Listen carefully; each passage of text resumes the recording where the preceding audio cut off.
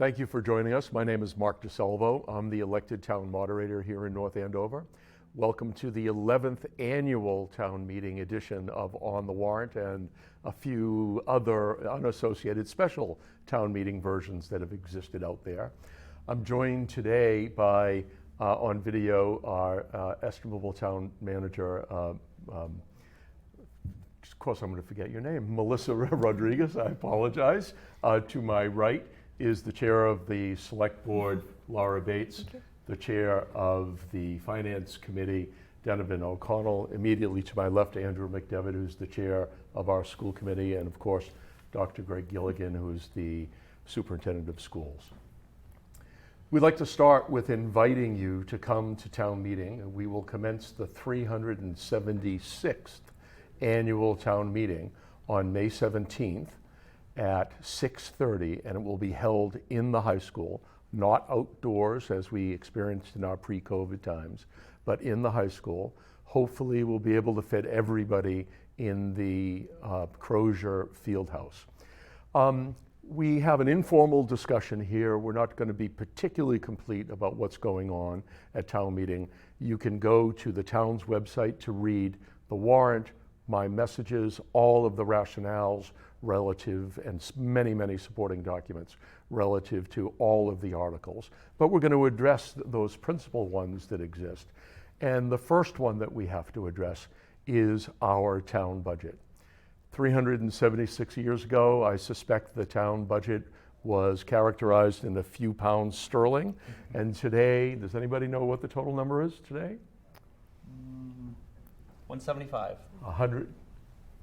$175 million in total expenditure. So let's address that specific issue. If you might, 125. 125, thank you. If you might, Madam Town Manager, bring us through some of the initiatives and that which is being addressed at town meeting around the budget. Thank you, Mr. Moderator. I'd be happy to. This is an exciting budget year for us after 2 years of really seeing decreased revenues. We have a budget that is better than back to normal, and it feels good to be able to say that. So this year we're seeing a 7.47% increase in departmental spending. About 5.78% of that is in municipal departments, and 5.34% of that is in the education budget. If you remember last year, the municipal departments were only able to increase by 0.6%, a total of $147,000, which if you think about a $125 million budget, is really not much. And so we were excited to be able to see an improvement in getting back to normal. I will say that this is greatly credited to new growth. Our revenues in the local receipt venture are still quite down, and that's something I think we have to watch as we get back to post-COVID, I hope, times. But we did see extraordinary new growth this year with the Amazon project partially coming on, as well as some commercial and residential growth that all came in at the same time due to the post-COVID construction boom. So we're happy to see that. On the town side of the budget, we are implementing some long-term planning programming that we have for public safety.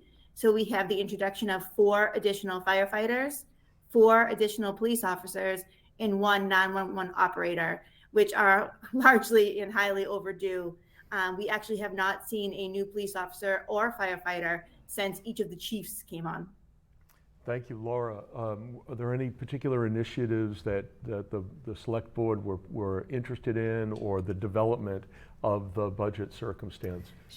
Yeah, I think that the police and fire was really important. Like Melissa said, we haven't seen new police officers or firefighters for quite some time, and I think that with the growth in town and Amazon coming on, those are really important that we address those. Working with the schools, that's really important to us, that we continue to fund what they feel is necessary for the schools, and that they have their 5-year plan, 7-year plan, and that we work towards that and funding the teachers. So those were two of the big things. I'm particularly pleased by the collaboration that's happened between the schools and the municipal government, which is not something that I'd always experienced in my near 50 years, actually 50 years of experience in our community. Greg, help us with specific initiatives that you think are most important in the budget side. Well, first I'd like to say it's been incredible working with Melissa. We meet weekly, and I think the collaboration has truly shown that working together we can do more. Certainly this 5.34% budget increase for the school department is one of the biggest we've seen in many years. Not a lot of money in the past years for new initiatives. This gives us the ability to keep on positions that were part of our recovery services and part of our long-term plan that are much needed to support students and staff. They include 6.5 interventionists in reading and math at the elementary school. Around mental health, we have 3 counselors across the district and a school psychologist, 5 classroom teachers, 4 special educators. Very excited about our new 2 bilingual parent liaisons that are working for us.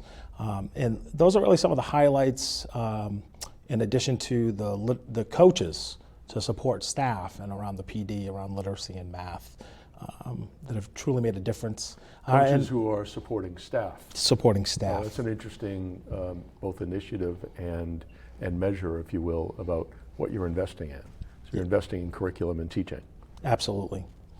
Andrew, help us with the school committee's point of view in terms of how things went and what the community interests were that you developed. Sure. So, I mean, I think as we come out of the COVID years and students being remote and all of the components with that, we know that the students are struggling. We know that there's a lot of work to be done in terms of making up, lost learning that was there, and then continue to push our students to accelerate going forward. And so, as Laura and Dr. Gilligan both mentioned, we had recovery funds from the federal government and the state. We've partnered with the town manager to continue to have those funds. So, last year we were very worried, whether or not those funds were going to be there in the future for our students, and now we know that that's part of our budget, which basically assures that, as long as we need these services, they're in the budget and they are going to continue. So I think that that's a great service that we're providing to the community and the students of North Andover. Thank you. So we've heard from the executives and our elected leaders on each side of the government. Donovan is chair of the Finance Committee. What is the Finance Committee's role? Yeah, well, the Finance Committee usually or essentially acts as the representative of the town folks to make sure that all of the data is correct and the questions are asked. We poke and prod assumptions, question the data to make sure that everybody's thinking about all the things they should be thinking about for the greater good of the entire town. And that committee, help us with the committee. What is its size? How Yeah. often do you meet? And how deep do you actually go in certain policy areas, Well, I if think, at all? No, I think people would be surprised to know that we do delve pretty deeply into the policy items. It's a 9-member committee appointed by our town moderator. Thank you very much, sir. And we meet frequently. We try to meet at the beginning of the fiscal season, at least once a month. But then, as that fiscal season progresses, we meet more and more frequently. So much so that we may even get tired of one another. I doubt that. Well, it's a good group of people. Wonderful personalities Yes. and real commitment For to sure. the community. And there's a lot of breadth on that Yeah, committee, absolutely. both geographically and gender and, more importantly, skill and capacity. Yeah, people from different backgrounds, and it's really eye-opening to have different perspectives come to the table and ask questions that also that we hadn't thought of previously. So what did you influence as a finance committee? Well, we influence, well, here's where we start. The select board starts out with a budget policy sort of statement, and then the revenue fixed cost committee starts up. The finance committee has 2 members who sit on the revenue fixed cost committee.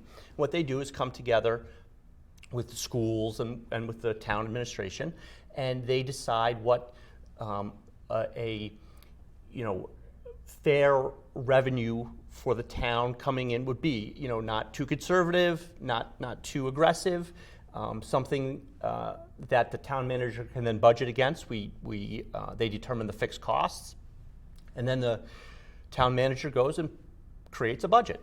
The budget comes out. The select board looks at it, the school committee looks at it, and we look at it, and we hold meetings with the schools, the board of selectmen, the town manager, the directors, the departments, and we dive down deep, again, to make sure that the correct questions were asked and that assumptions that were made were good and sound fiscally for the town.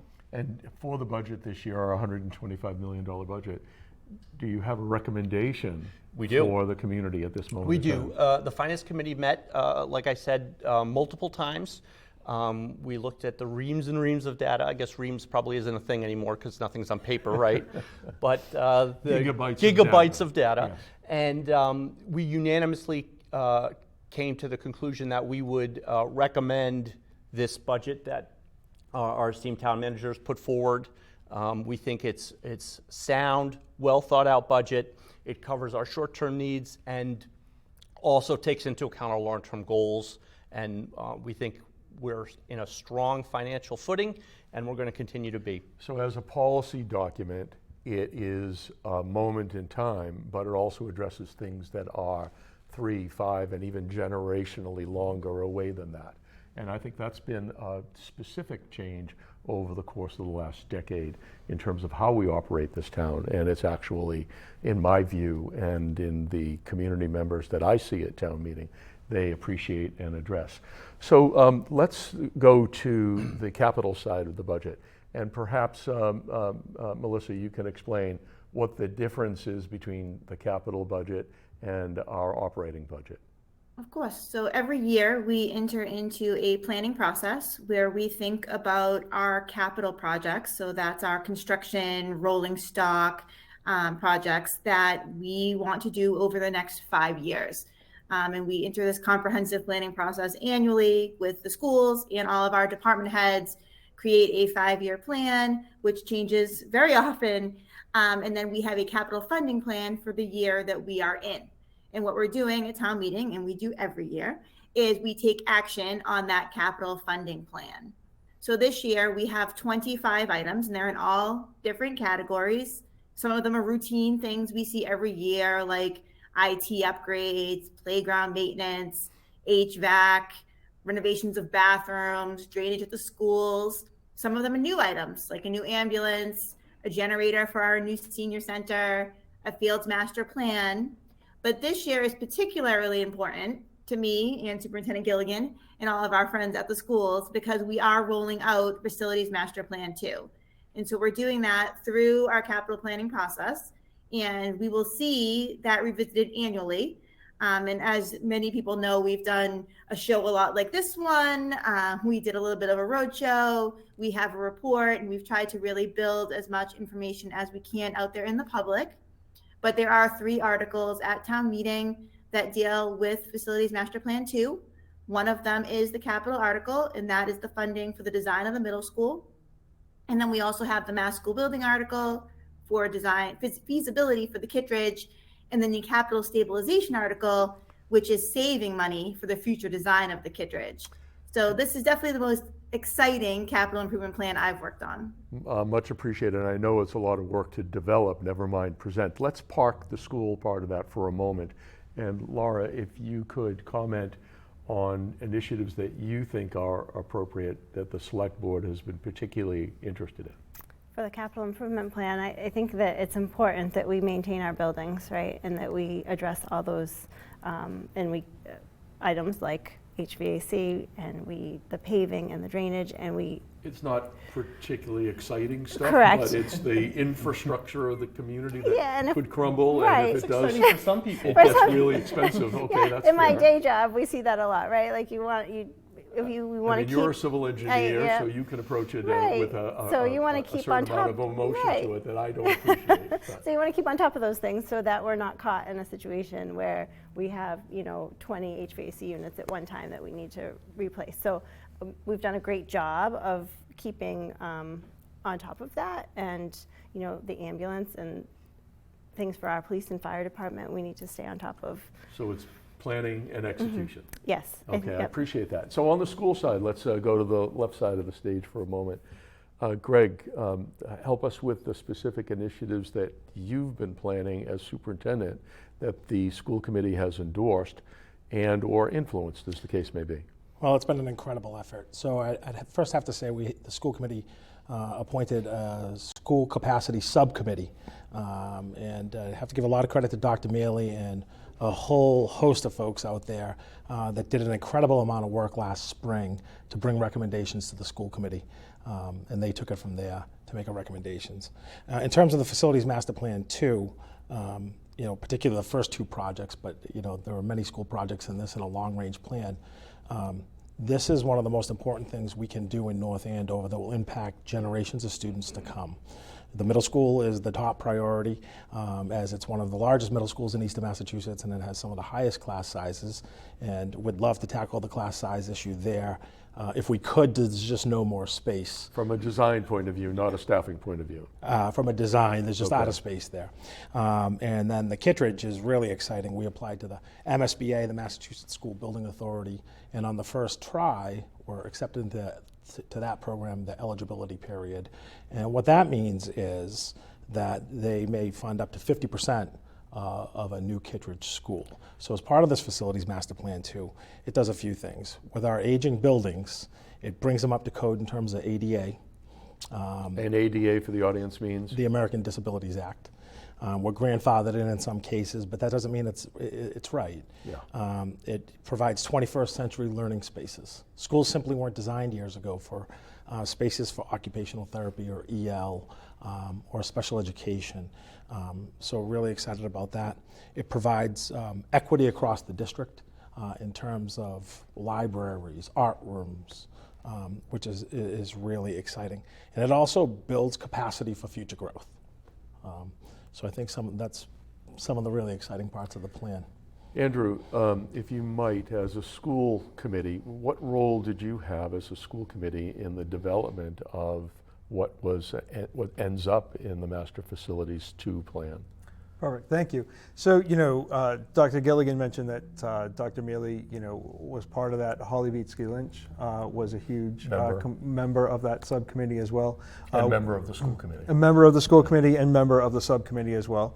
And then there were a whole slew of parents from lots of different age groups and school groups that were represented on there. So we had, all the elementary schools, middle school, high school, all part of that.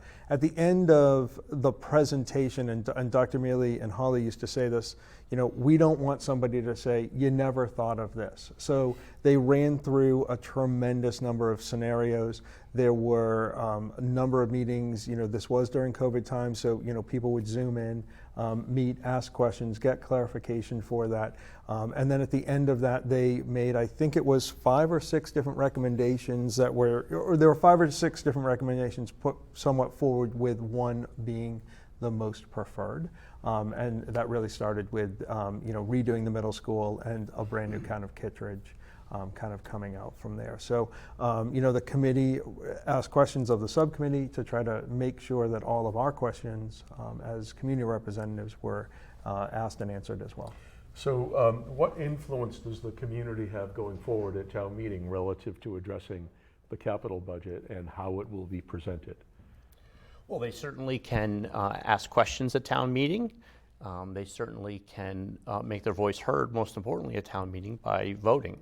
I will say that the Finance Committee, again, unanimously recommended to town meeting that the capital improvement plan move forward.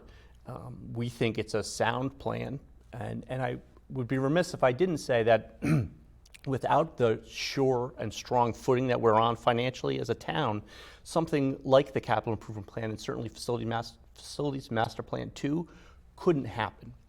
And these are important parts, I think, as Laura articulated. These are important parts of our town that we need to remain strong for all of our community, and this plan does it. I think the plan, as particular relates to the schools, doesn't happen as fast as the FinCom would like it to happen, but at the same time, it happens in a smart way that takes into account the impact on our taxpayers within the community which is something that the Finance Committee really dove down deeply into with our town manager, and she did a fantastic job of showing us how the Facilities Master Plan coming to fruition would impact town taxpayers. And I would encourage folks to go on the website and look at that, because she's done a tremendous job outlining it. Are there means, any of you, of accelerating what's in the Facilities Master Plan too? I think Melissa can speak to this as well, but you can only look so far at new growth, right? And we can only look to 5 years to really say this is what's coming online. And we have some quite serious new growth And coming we do. online, most particularly with Amazon. And which with I Amazon, appreciate. correct, right? So, this, like Donovan said, is a sound plan. This is a low impact to the taxpayers. This is a huge undertaking for our town and needed, and it will be great. But yes, if we get new growth in town, absolutely, we can start to accelerate. Well, I think that the town manager's done a good job. Sorry, that's all right. The town manager's done a good job of creating a plan that is elastic, right? It can change and grow and shrink if we need it to, depending upon new growth, depending upon the economy, depending upon decisions that we make at this town meeting, next town meeting, 3 town meetings from now. She's done a good job putting us in a position where that facility master plan can change and morph into whatever we have the capacity to make, I think. Andrew? I was just going to say quickly, I think we should take a moment to celebrate. We had a fantastic Facilities Master Plan 1.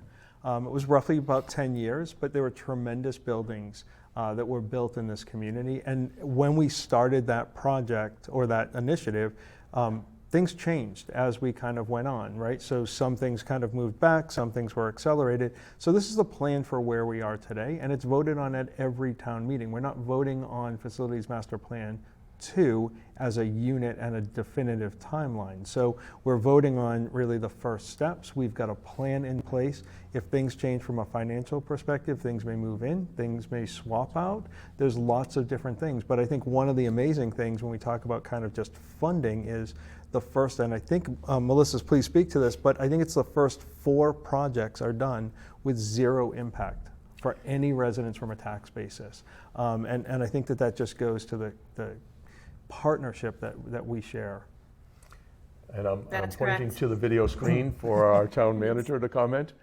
No, that's 100% correct. The first 4 projects in the first 5 years are at no impact to the taxpayer at all. So we'll be able to complete the middle school design and construction, the Kittredge design and construction, the Fire Station 2 design and construction, and the construction of the Franklin Gym with no increased cost to taxpayers.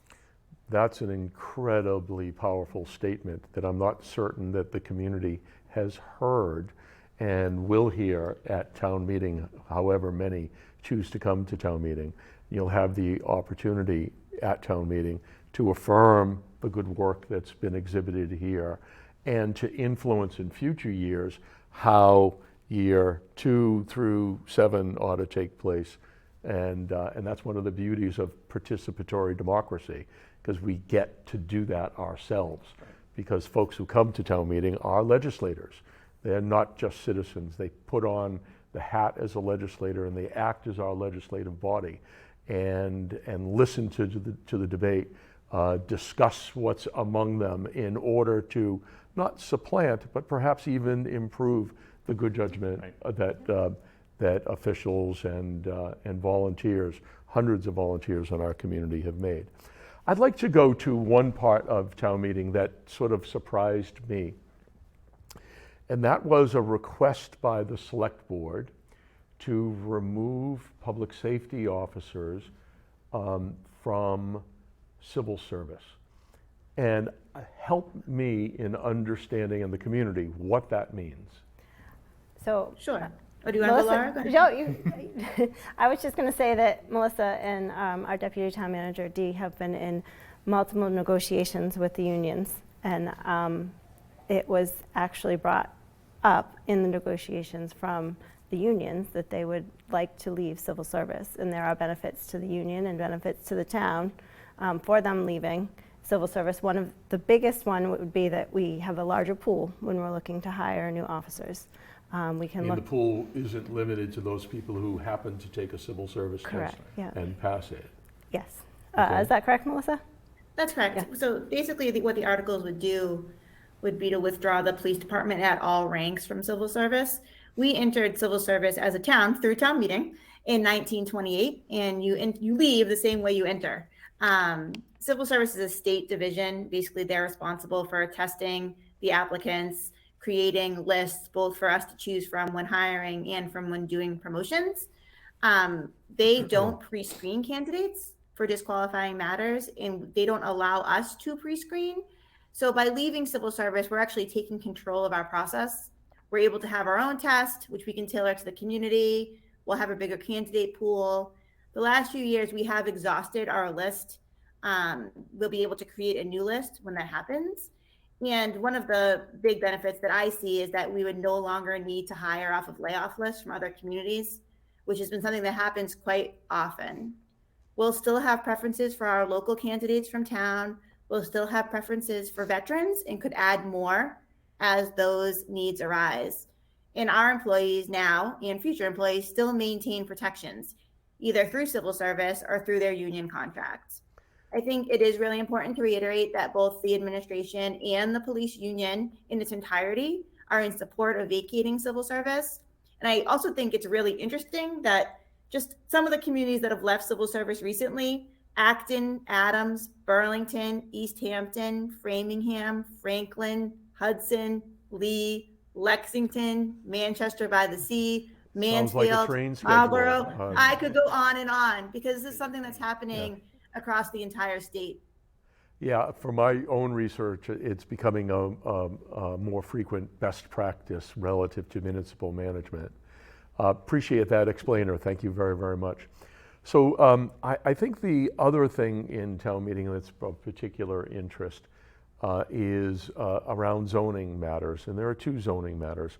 One is about inclusionary zoning, and if you might help us with what that means. Sure. So inclusionary zoning article intent, the zoning intent, is to help the town when it attains its 10% affordable housing to stay at its 10% affordable housing. So it would require a developer who is building over a certain number of houses or apartments or condos to make a percentage of those affordable or pay a linkage fee that would go towards new affordable housing. That way, if you have 10 new apartments or houses come on, one of those stays affordable and we stay at that 10% moving forward. And Laura, what does that mean, this magic 10% number? So that 10% number has been given by the state that every town and community should reach this 10% affordable housing in your community. Currently, North Andover is not there. We're about 8%, I believe, Melissa, is that correct? So we are under that, and that becomes, we become. And having 10% does what? 10% allows, so developers can't come in with 40B developments and force So it's a defensive mechanism in terms of Yep. protecting the community if we pass Exactly. that 10% number. Yep. And this is an initiative to move forward. It is, here. and we have to get there. We have to get to Yeah. that 10% first, and then we have to stay there. So this inclusionary bylaw keeps us there once we get there. So we do have some work to do, and we have to add to our stock, and we don't, like I said, we're not there yet. Okay. So the show at this meeting is very likely to be the Royal Crest development or the proposed Royal Crest development. What exactly is the community being asked to consider right now, Melissa? Sure. So they will be voting on some zoning as well as a zoning map. So it's actually two separate articles. That zoning would have a master plan in it, and the master plan is for the Royal Crest development. If that passes, it would allow the Royal Crest development to move forward pending development review at the planning board. And what's that process been in terms of town review? Perhaps Laura, you can help us, or anybody else? So you're talking about after it? No, to this point. To this moment in point, time. so they've been, I believe it's been 32 hearings. 32? Yes. That was last time we counted. Was that the last time? I bet it's more today. So I give the planning board a lot of credit for the long hours that they've put in. They've met with the developer, they've gone back and forth. The developer has reduced the size of the project twice now. I feel that we have a developer that is here, that is listening, and they've taken all the feedback that they've heard at meetings, in emails, on Facebook, I'm sure, everywhere. And it's been a lot of back and forth to get to this point where we've written a zoning warrant article, or they have written, I haven't done it, they've written the zoning article, and it's got this master plan, and it does have, you know, a portion of dorms, a portion of multifamily, retail, the hotel, the townhouses, and this particular warrant article has all of that tied to that. So there's a lot of data and information out there, and there are also opinions, some more merited than others on both sides for that matter, that I've observed. But clearly some of the community organizations and groups have made a close study and made a recommendation. We know that the planning board made a negative recommendation by a 3-2 margin relative to this issue. I know that there are other community boards that have an obligation of weighing in. I'll be turning on the stage to the select board. Has the select board made a judgment? We have. We did a favorable action. It was a 4-1 vote. So we had 4 members in favor and 1 that was opposed. And the Finance Committee has chosen to weigh in, and why? We have. So, you know, I think that zoning articles aren't normally something that the Finance Committee would necessarily give a recommendation on. I think we have, or the Finance Committee has in the past and hasn't in the past. I think We did it with, you did it with Amazon and, Right. and the like. Right. And In this case, I think it makes a lot of sense, and the committee overwhelmingly wanted to make a recommendation on this article because of the financial impacts, both negative and positive, that this article could affect the town. Currently, that piece of property has a negative budget effect on the town. What does that mean? It means that the town spends more money to attend to that property than we So get in terms of it taxes. It costs us tax dollars. It does, yeah. Everybody else in the community. And, Right. And that is anticipated to change? That would change. According to the development agreements that our esteemed town manager has made with the developers, it would put us in a financial position that we would actually, the town would receive money from this property. So it would be a pretty substantial swing. The swing is a range because from year to year, and the town manager could probably explain this better than I can, but from year to year, the needs of that particular parcel of land, that community, that part of the community changes. You know, the police or the fire go out there more times or less times from year to year. So it is a range that it could negatively impact the budget or positively impact the budget. But suffice it to say that if this were to pass, and if the development agreements came through and the planning board approved everything, this would have a substantial positive impact on the budget of the town, and therefore the Finance Committee unanimously voted to recommend a positive a positive vote on this. So you used a phrase that I suspect most goers of town meeting are not familiar with, and that is development agreement. If Melissa, if you could share with us what is a development agreement and what's in it? Sure. So to me, a development agreement is really a map, right? It's a map of how we're going to act moving forward with our developer that's coming forward. We've done them in the past. You know, we have one here with Amazon. For this project, we actually have 2 development agreements. We have one with Trinity and AMCO, and then we have a second one with Merrimack College. And I should just reiterate that while we do have these development agreements signed, they don't go into effect unless the zoning is approved at town meeting. And so I can quickly run through what is in them. We have about $500,000 for water quality. We have $50,000 for sewer capacity analysis, $850,000 for parks and fields improvements, $500,000 for community policing, $650,000 to fund the Fire Station 2 design as dictated by Facilities Master Plan 2, $150,000 for the Senior Center, $200,000 for the Stevens Memorial Library bookmobile, $500,000 to design the Youth Center addition that is called for in Facilities Master Plan 2, $3.5 million for the Franklin School gym, increased classroom space, and other improvements, which is slated for fiscal year 26 in the Facilities Master Plan 2, $300,000 for a downtown properties improvement grant fund. We also have $1 million for pedestrian safety. And there'll be 3 studies that will be completed, and that will determine how that money is spent at the completion of the first 3 phases of the project. We have $1 million for traffic mitigation. So at the end of each phase, the developer will give the town $10,000. We'll do a confirmatory traffic study. If the traffic is found to be in excess of what's projected, we can use that $1 million toward traffic mitigation. We have a per capita mitigation payment, which means that if there's more people living on the property than is forecasted by the fiscal impact report, they have to pay per person.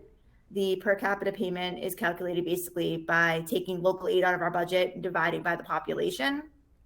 There's also a part of the development agreement that if any of the parcels become owned by Merrimack College or any other tax exempt organization, the taxes have to continue to be paid for a period of 10 years. And then we have a separate development agreement with Merrimack College that requires them to make a payment of $1,650,000, and they'd like that to be used for education, public safety, or infrastructure. It also requires the college to develop guidelines regarding noise and nuisance, to enter into a memorandum of understanding with the town regarding public safety incidents. So those are huge benefits for us. Totals more than $10.9 million. Thank you. Methinks that you've recited those numbers many, many, many times over the course of the last months. There was one thing that was curious to me, and that was tied to the $3.5 million for the Franklin School. Wonder, is that tied into the equity circumstance that you were mentioning about facilities? Or would accelerate the availability of equity?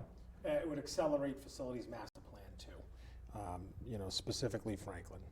Okay, I appreciate that. Again, relative to that issue, I think it is the show this year. It's the last 2 articles at town meeting, and I'd invite you to come participate in the budget and all of the other things that we're doing, because those have generational impact, in addition to the community making its best deliberative judgment about what to do with that property. And we should appreciate, no matter the opinion you have, what hard work everybody has done. I'm wondering if there are any questions or other items about town meeting that anybody wishes to bring up. You didn't ask us enough questions. I didn't. I apologize for that. I don't get to ask questions at town meeting, so. Well, let me ask you a question, Please. Mr. Monitor. Is there anything new or different about this year's town meeting? One very specific thing is new about this year's town meeting, and that we will be having it inside for the first time in 2 years. The Board of Public Health has made a judgment that we are in a safer environment, and in truth, while some people might be querulous about that judgment, I think that we've put some mitigating factors in place.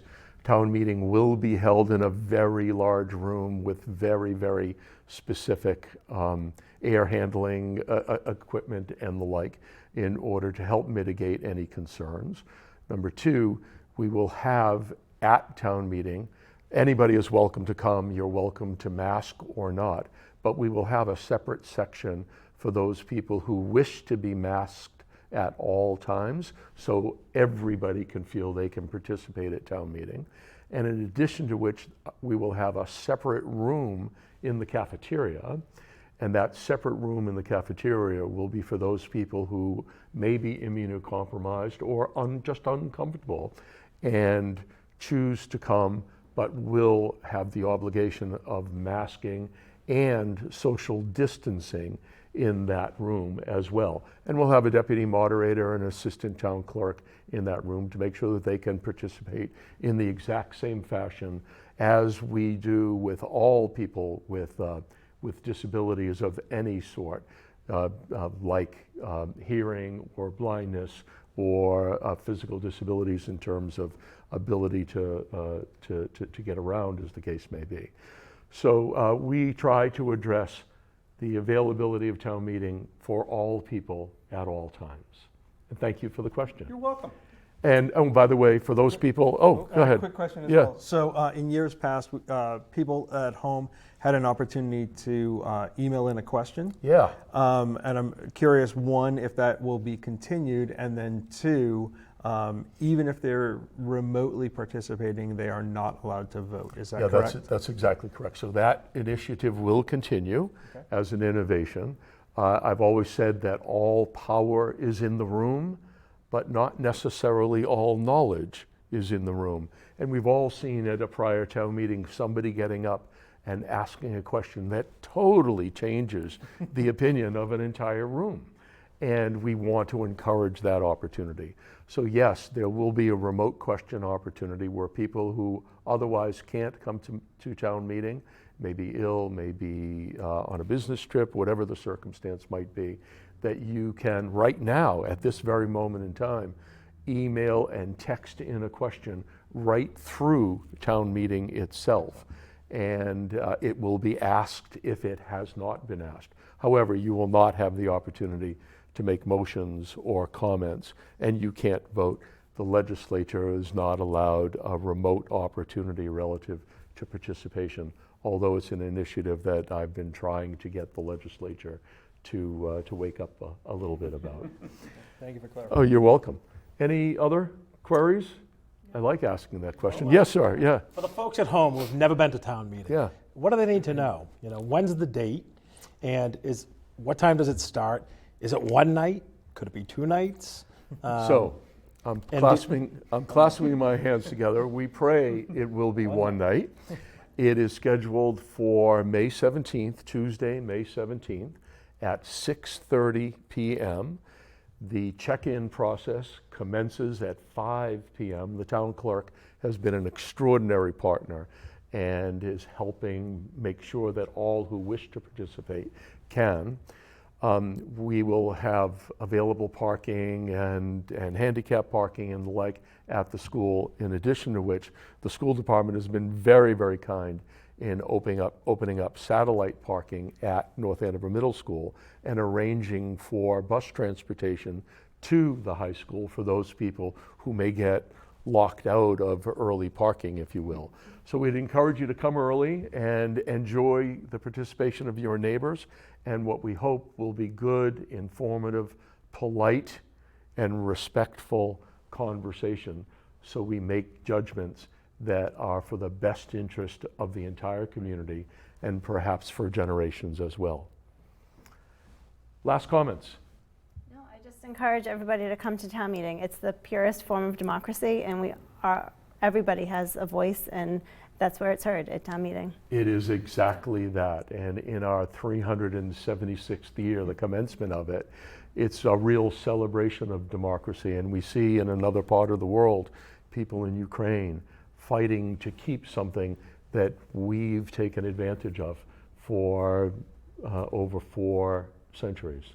So I invite you again, May 16th at 6:30, May 17th, I'm sorry, at 6:30 p.m.